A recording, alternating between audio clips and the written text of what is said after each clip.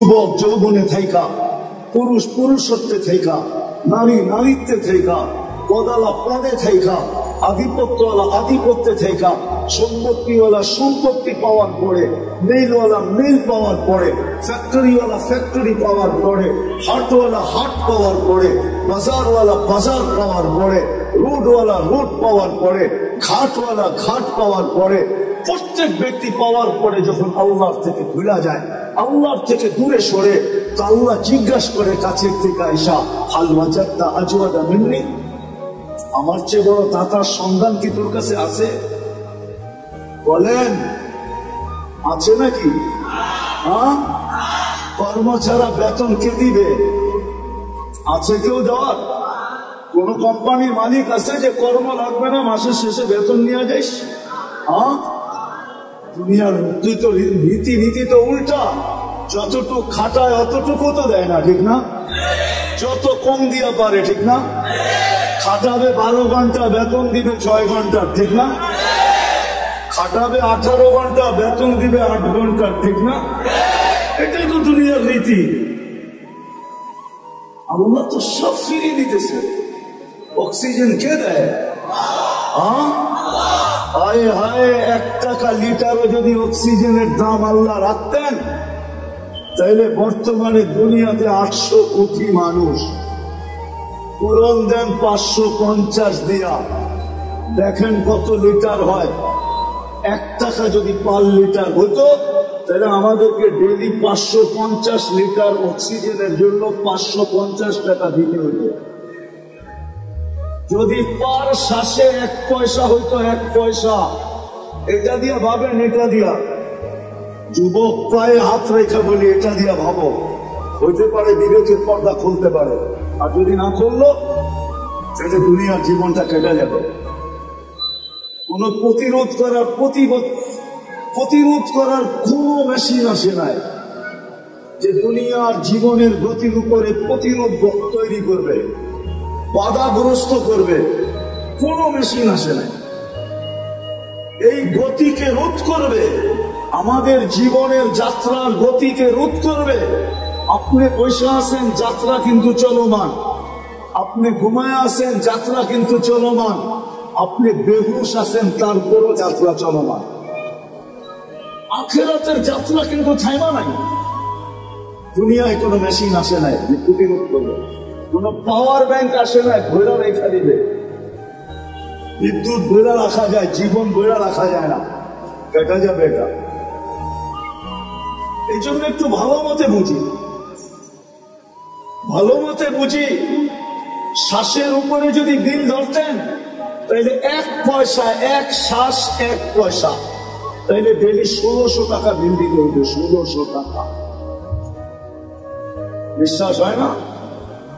1,60,000 পয়সায় 1600 টাকা হয়। 1,60,000 বা শ্বাস প্রশ্বাস নেই।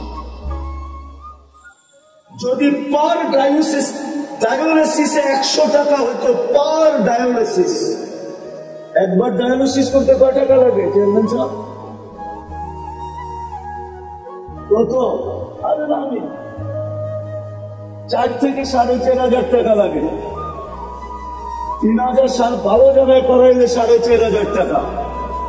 আর যদি আরেকটা আছে গণস্বাস্থ্যতে করাইলে 1200-1300 টাকা লাগে। আচ্ছা, 1000 টাকা ধরলাম।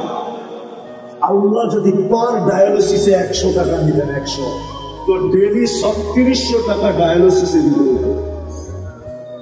আল্লাহ কুদরত দ্বারা আমাদেরকে সুস্থ রাখার জন্য ডেলি 36 বার ডায়ালিসিস করে, 36 বার। একটা প্রযুক্তি বলতেছি, একটা প্রযুক্তি। এই ময়দান যথেষ্ট হতো না যদি একটা প্রযুক্তি লাগানো হতো। একটা প্রযুক্তি যেটা আমাদের শরীরের ভিতরে চলমান। আমাদের শরীরের ভিতরে ডেঙ্গু জ্বর এত বিপজ্জনক কেন? এটা তো জ্বরই, জ্বর তো চিরাচরিত ছিল, এটা এত বিপজ্জনক কেন? কি কারণে জানেন? আরে বলতে পারবেন? কেননা আমাদের একটা রক্তের ব্লাড সেল আছে, এটা হলো হোয়াইট ব্লাড সেল। ডেঙ্গু জ্বর হইতে দেরি, হোয়াইট ব্লাড সেল দ্রুত গতিতে নিচে নামতে দেরি করে না। যদি 10,000 15,000 চলে আসে, এটার কমসে কম 1.5 লাখ থাকতে হবে, উপরে 4.5 লাখ। 1.5 লাখের নিচে আসলেই ডাক্তার সারাদিন দেখতে থাকবে যে কত কমতেছে। যদি 10-15-তে চলে আসলো তো ডাক্তার বলবে এবার রক্ত দেন। যদি রক্ত দিয়ে উপরে না উঠলো তো ডাক্তারও হাত ধুয়ে বসে যাবে যে মনে হয় আর বাঁচানো যাবে না। এরকম 2টা ব্লাড সেল আছে আমাদের শরীরে, একটা হলো হোয়াইট, একটা হলো রেড। একটাকে বলে লাল, একটাকে বলে সাদা। এই 2টাকে কন্ট্রোল করার জন্য যদি প্রযুক্তি ব্যবহার হতো তাহলে এই ময়দান ভরা মেশিন লাগতো। আল্লাহ ওটা কুদরত দিয়ে ঠিক রাখেন। হায় হায় হায়, আপনি তো জানেন না এটার ভিতরে কি খেলা খেলতেছেন। আমি ডাক্তারি পড়াইতে আসি না, খুলতে পারি, সারা রাত্র চলে যাব। শুধু শুধু তো আল্লাহ বলেন না অফি আনফুসিকুম আফালা তুবসিরুন। তুই শিক্ষিত তো হলি বটে, কিন্তু তোর ভিতরে আমি কি কুদরত ফিট করছি ওটা নিয়ে বাবার তোর কোনোদিন। দুইটা এরকম হয়তো রাস্তা দিয়ে হাঁটতেন, ঠিক না? একজন আরেকজনটা দেখাচ্ছি তো পড়া যেতাম, ঠিক না? এত বড় বড় লাগতো, এত বড় এতটুক জায়গার ভিতরে ফেটে গেছে। যা যেটা বলেই বুঝাইতেছিলাম সে জায়গায় চলে আসছি। মেরে দোস্ত গুছায়া নিয়ে যেতে হবে, প্রস্তুতি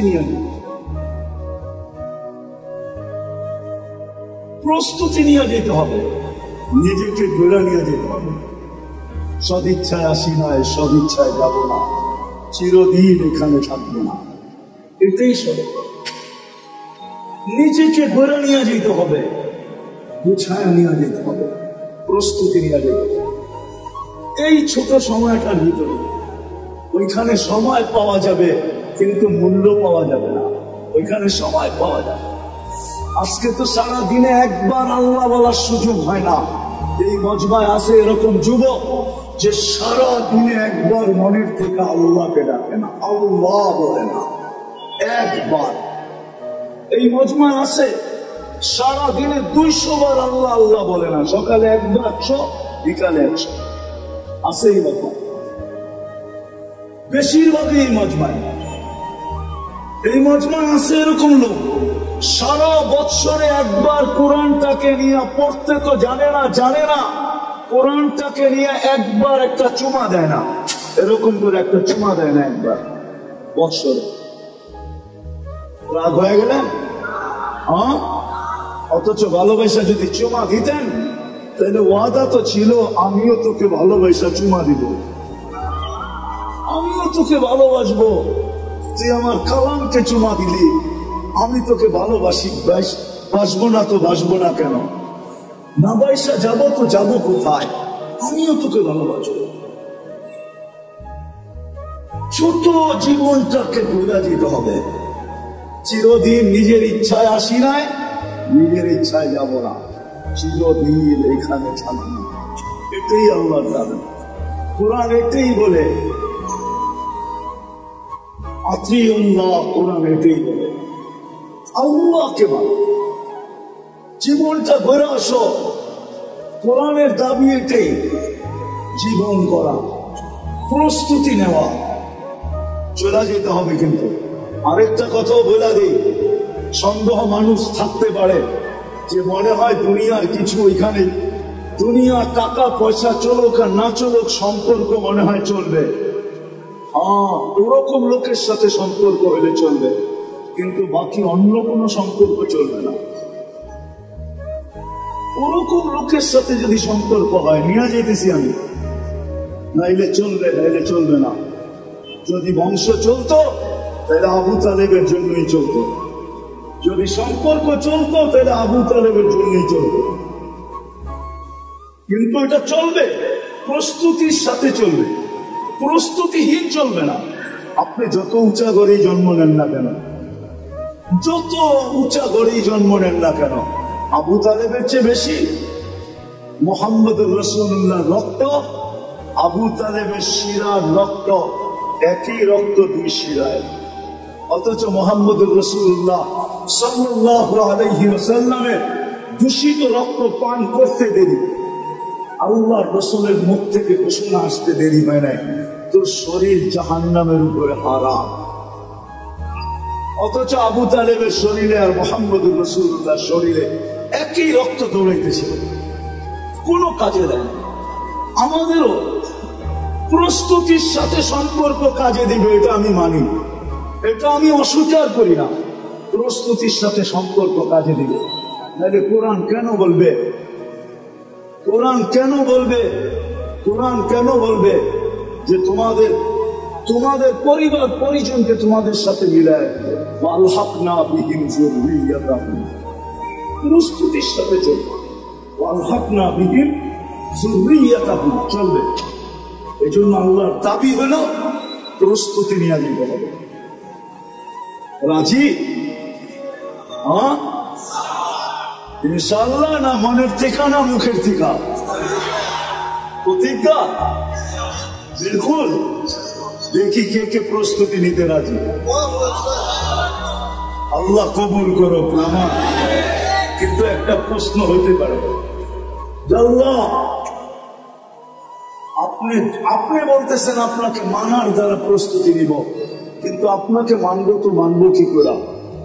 চোখে তো আপনাকে দেখা যায় না, কানে তো আপনার কথা শোনা যায় না, ধ্যান ধারণায় তো আপনাকে আনা যায় না, ধ্যান ধারণায় তো আনা যায় না, বর্ণনা দিয়ে তো শেষ করা যায় না।